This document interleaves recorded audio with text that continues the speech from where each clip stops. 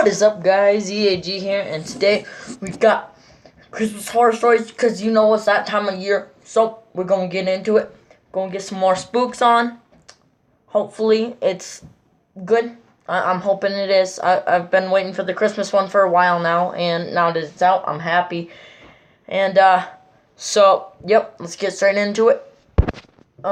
Before we start this, comment down below if you like this series, and just comment down below what you guys want to see next. I'm not doing this anymore on my outro. So, please subscribe, like, share, and yeah. Let's get it.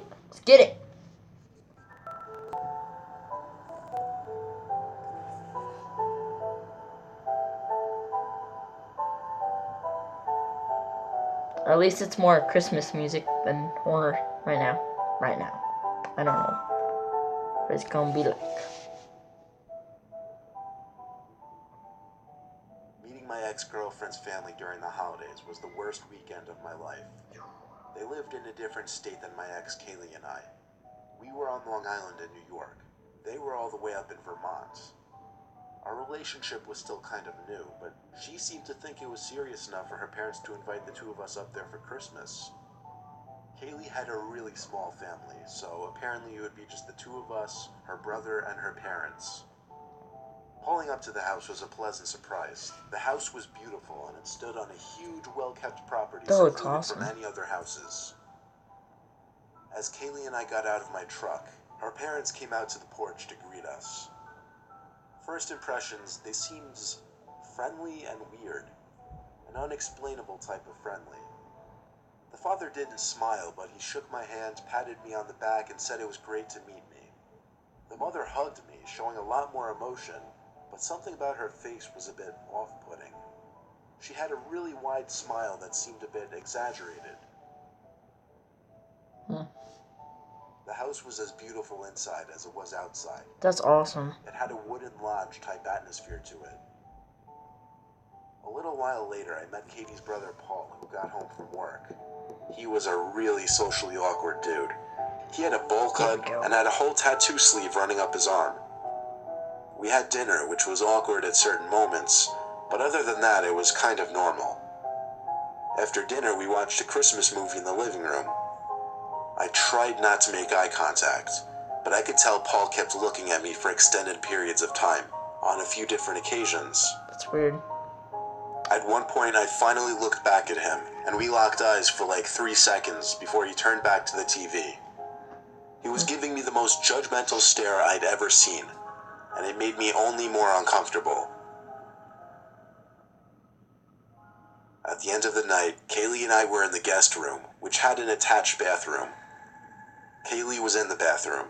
She left her phone on the nightstand. I saw she got a text from her mom, and for some reason, feeling a bit snoopy, I got up to read it. It was not at all what I was expecting, and it changed the whole night completely.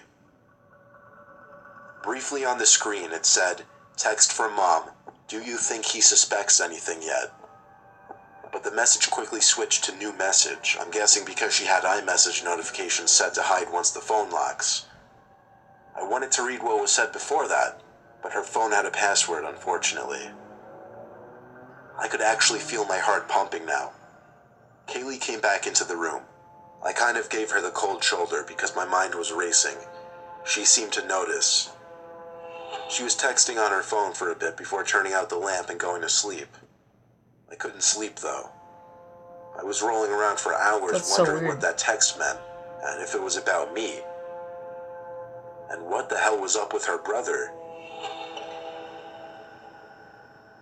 It was exactly 2 in the morning when I heard Kaylee get out of bed, but she was doing so very quietly.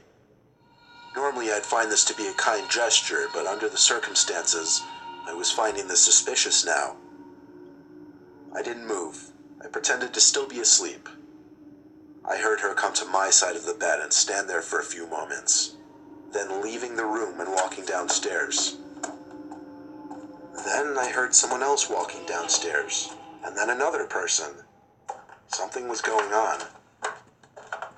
I went over to the top of the stairs to listen to what was going on downstairs. There was a bunch of talking, but in very low voices. I walked down a few stairs quietly. The talking was coming from the dining room by the stairs. It sounded like they were planning something.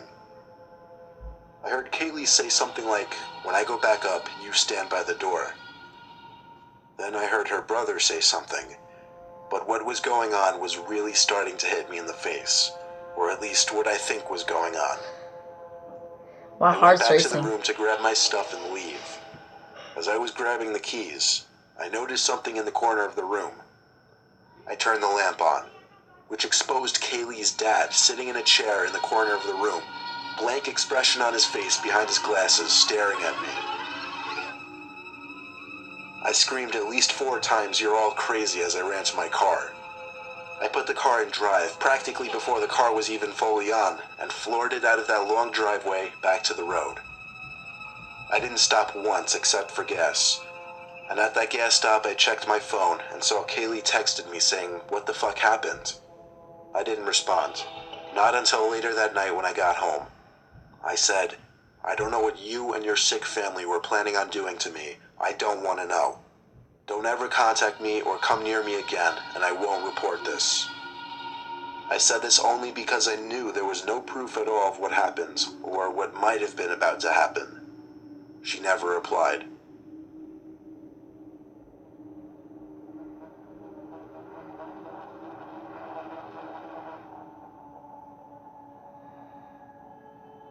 That's so weird. Whew.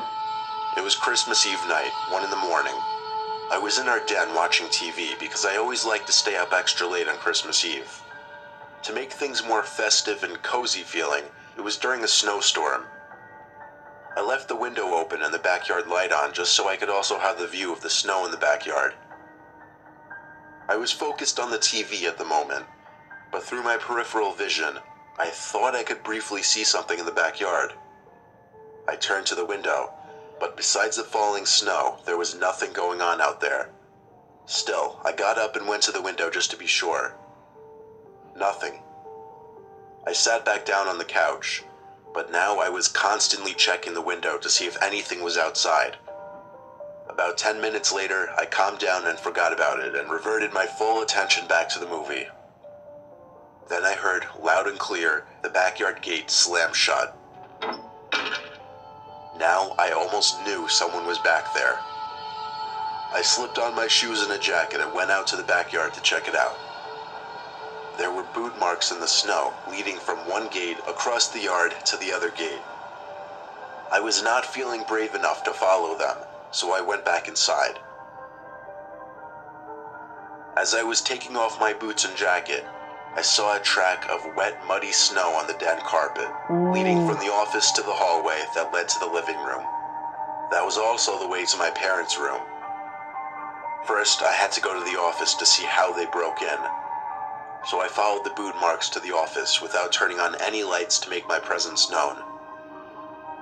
I was expecting to see one of the windows busted open, but everything was intact. Then I realized the boot marks didn't start in this room. They ended in this room. I mean, it's still in the room. I slowly lifted my head up to the garage door in the corner of the room. It was open, and right under the doorway, there was someone in a winter coat, jeans, and boots, squatting down as if trying to hide, back facing me, but his head turned to look at me. I stood there with my mouth open in horror for a few seconds before I ran for it to my parents' room, screaming the whole way there. I got my dad to come out as quickly as possible, and on our way to the garage together, we heard the actual garage door opening. By the time we got there, the intruder was gone. Realistically, we could have followed his boot marks, but who knows how far he'd gotten by that point. We found out he broke in through an unlocked living room window. Just goes to show if somebody has intentions of breaking into your house, they'll find a way, which is why you should always lock all your doors and windows.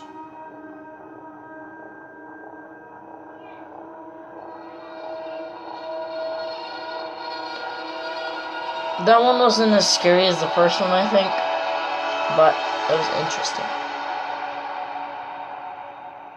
I'm the oldest of 4, and during the events of this story, I was 16, my younger sister was 11, and my 2 younger brothers were 8 and 7. My parents and their group of friends were a part of a club that was basically for rich, snobby people. The club always hosted a Christmas party one night in December each year at a big fancy firehouse. Of course, for all the younger kids, like my siblings, somebody would always dress up as Santa Claus and hand out the presents that were left in a sack by a chair, which had a red blanket over it. This year, my dad's best friend Michael was dressing up as Santa.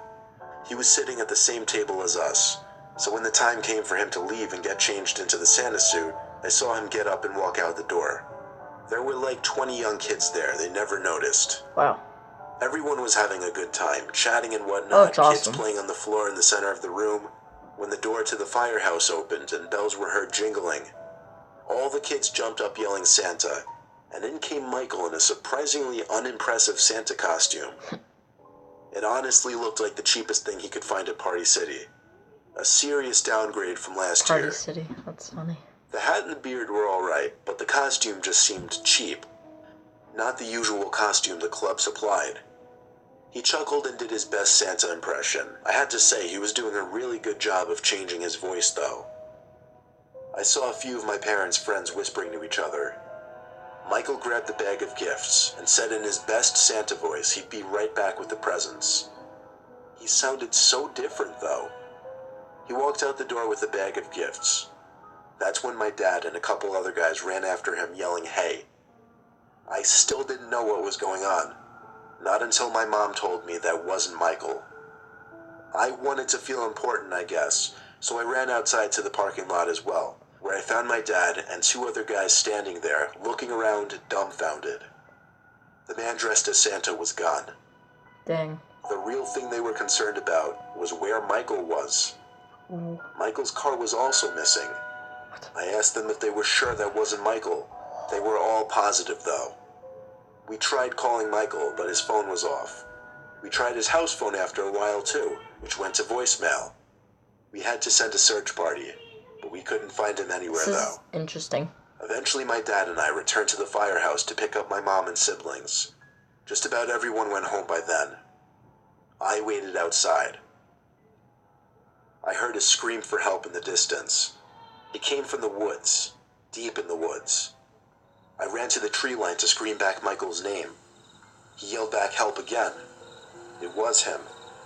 I was too excited to go back for my dad, so I ran into the woods following his screams for help, and I found him, tied to a tree in a bloody mess. Blood was dripping from his forehead down to his face. He looked like he'd been beaten by a blunt object. I cut the little rope with my key, and he struggled to his feet.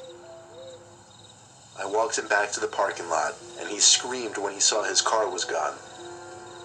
When Michael left the building planning to get changed into the Santa costume, he was jumped by 3 guys wearing masks, one of whom struck him in the forehead with something metal repeatedly until he was knocked out. Next thing he knew, he woke up tied to a tree in the woods. It's sick to think that 3 or 4 men could have set up a plan like this, involving harming somebody just to steal a bunch of gifts from children, some of them pretty expensive. And to add insult to injury, they stole Michael's $50,000 car. I felt terrible for him, and I still do. It's not the kind of story that he can just bring up for fun. It's still a painful story to tell, even for me. Okay guys, well that's gonna do it for this video. I hope you all liked and enjoyed, and I'll see you on the next one. Bye!